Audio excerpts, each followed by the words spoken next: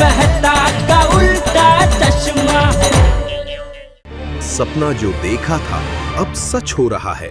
आइए खेलिए गडा इलेक्ट्रॉनिक्स।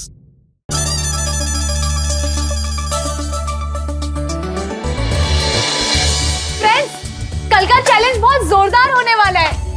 हाँ, मेरे दादाजी कहते हैं कि हमारे गांव में होली में कुश्ती, हॉर्स रेस, कौन ज्यादा लड्डू खाएगा, ऐसे सब चैलेंजेस होते थे। अरे वाह, लड्डू, वो वाला चैलेंज तो यहाँ पे भी होना चाहिए। लड्डू खाने में क्या जबरदस्त मजा आएगा। अरे गोली, अभी यहाँ जो होली में जोरदार चैलेंज लगी है ना, उसके बारे में डिस्कस करते हैं। हाँ हाँ, एक तरफ बबीता जी और अय्यर भाई और दूसरी तरफ जेठा भाई और हम सब। वैसे यारो, क्या लगता है कौन जीतेगा? एक काम करते हैं, जिसको ऐसा लगता है कि अय्यर अंकल जीतेंगे, वो अपना अपना हाथ ऊपर करो।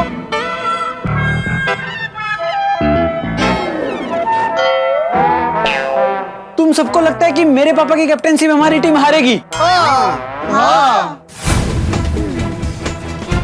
ठीक है, मैं ही मेरे पापा के साथ रहूंगा। वेट, बाबा हम मजाक कर रहे थे, तो सीरियस क्यों हो रहा है? मैं भी तो मस्ती कर रहा था, मैं कौन सा सीरियस था? देखो तुम्हारी शक्लें। और तू मस्ती कर रहा था? ऐसा कौन मस्ती करता है? जा गोगी जा। रोकना। अरे हाँ गोगी, आजा यार, आजा। बस बहुत हो गया। बस। हाँ। वैसे फ्रेंड्स, कल का चैलेंज जीतने के लिए दोनों टीम्स के चांसेस 50-50 हाँ, पर कल जब तक चैलेंज पूरा नहीं हो जाता, तब तक अय्यर अंकल का तो पता नहीं, पर जेठा अंकल बहुत टेंशन में रहने वाले हैं। कल मजा आएगा। चैलेंज जीतने पर अय्यर भाई को सजा देने में मजा आएगा।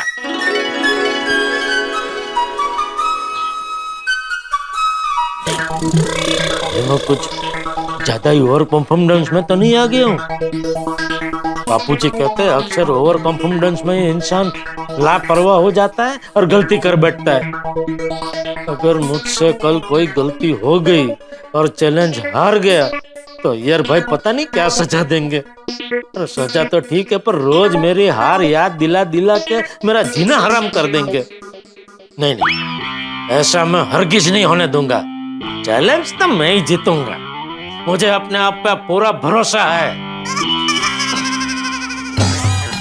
तो मुझे तो अपने आप पर पूरा भरोसा है, लेकिन मेरी जो कुंडली है उसने एन वक्त पर वाइडाई करके कोई टेढ़ी चाल चल दी तो, जिसकी शक्यता बहुत है। क्या करूं? मेहता साहब से पूछता हूं क्या करूं।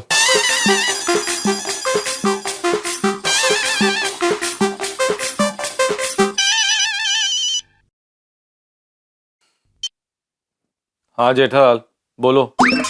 हाँ सॉरी मेहता साहब, सो तो नहीं गए थे ना? सो गया। ओह सॉरी है। हो जाइए ना।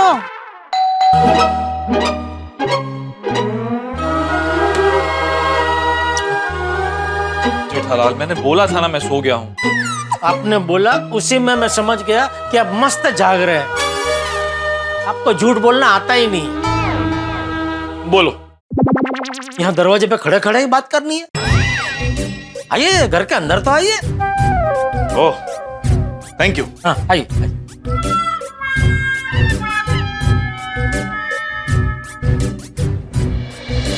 बोलो। अरे जेठा भाई, आप इस वक्त यहाँ?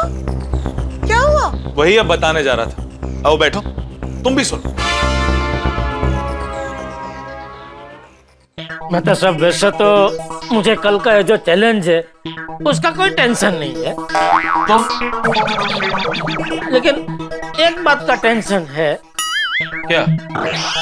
ये जो मेरी कुंडली है उसने हमेशा की तरह एन वक्त पे कोई उल्टी सीधी हरकत कर दी तो?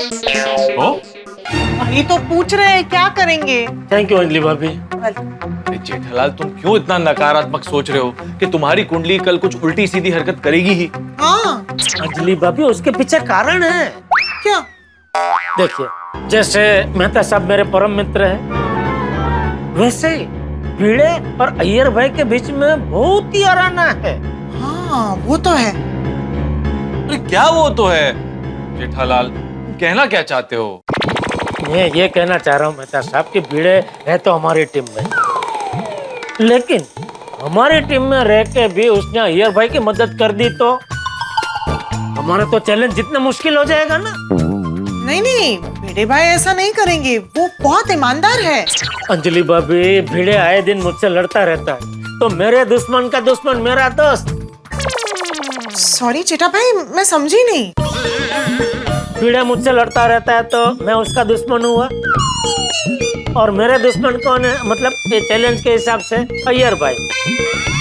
तो भिड़े के दुश्मन का दुश्मन अय्यर भाई मेरा दोस्त, मतलब भिड़े भाई का दोस्त। ऐसा उस नाते वो अय्यर भाई की मदद कर सकता है ना। अरे भिड़े ऐसा कुछ नहीं करेगा।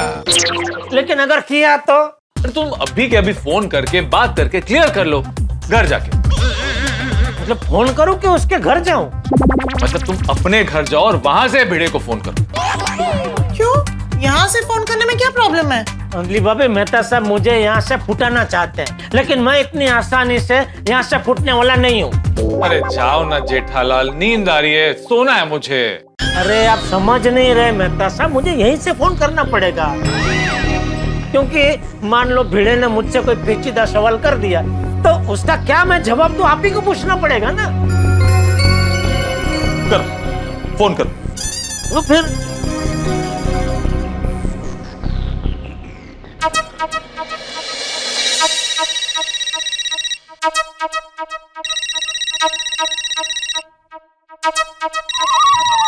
जेठालाल जी इतनी रात को क्यों फोन कर रहे हैं? हाँ बोलो जेठालाल। देख भिड़े, मुझे पता है तेरे और अय्यर भाई के बीच में है? नहीं, मतलब बहुत अच्छी खासी दोस्ती है। हाँ तो तुझसे विनती है कि कल चैलेंज भूमि में तू अपनी दोस्ती को भूल के अपनी टीम से वफादार रहना। जेठालाल, तुम मेरे चरित्र पे शक कर रहे हो? मुझे दगाबाज समझ रहे हो? अब तो मैं अय्यर का ही साथ दूंगा। मैं अभी के अभी तुम्हारी टीम से इस्तीफा देता हूँ। अरे भिड़े शांत हो जाओ। कौन? मैं बोल रहा हूँ। मैं कौन? मेरा कोई नाम है कि नहीं? अरे मेहता साहब बोल रहे, ऐसा क्या कर रहे हैं तू? मेहता साहब, आप इतनी रात के जेठा के घर पे क्या कर रहे हैं? अरे मैं जेठालाल के घर नहीं, जेठालाल मेरे घर पे आया है। अच्छा अच्छा। भिड़े तुम अपना इस्तीफा वापस ले लो। अरे कैसे वापस तू मेहता साहब? ये जेठालाल मुझ पे शक कर रहा है। मैं उसरों का पक्का हूं, एक शब्द दिला तो दिला, मुझ पे शक कैसे कर सकता है वो? वो तुम पे शक नहीं कर रहा है, उसके मन में एक सवाल उठा तो जेठालाल मुझसे पूछने आया। तो मैंने भी जेठालाल से यही कहा कि भिड़े ऐसा कभी नहीं कर सकता, वो ईमानदार है। और फिर भी तुम्हारे मन में ऐसा सवाल उठ रहा है तो तुम भिड़े को फोन करके बात कर लो, बात खत्म। पर उसके मन में ऐसा सवाल उठा ही क्यों? भिड़े भाई, मैं अंजलि बोल रही हूँ।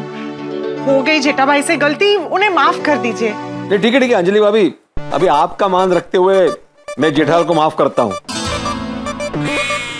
और जेठालाल, आइंदा अगर तुमने मेरे बारे में ऐसा सोचा ना। नहीं, बिल्कुल नहीं सोचूंगा, कभी नहीं सोचूंगा। Good night, okay bye. Good night. बस हो गया क्लियर? हाँ, भिड़े का तो क्लियर हो गया। अभी और कौन है? पोपटलाल। तुम्हें पोपटलाल पे भी डाउट है? पोपटलाल बबीता जी और अय्यर भाई का पड़ोसी है ना, और गुजराती में तो कहावत भी है, पहलो सगो ते पड़ोसी। नहीं नहीं, मुझे नहीं लगता पोपट भाई ऐसा करेंगे। नहीं अंजलि, ये पॉसिबल है। अगर अय्यर ने पोपटलाल को शादी का लालच दे दिया तो पोपटलाल यूं पलट सकता है। पर इतनी रात में उन्हें फोन करना। लग गया।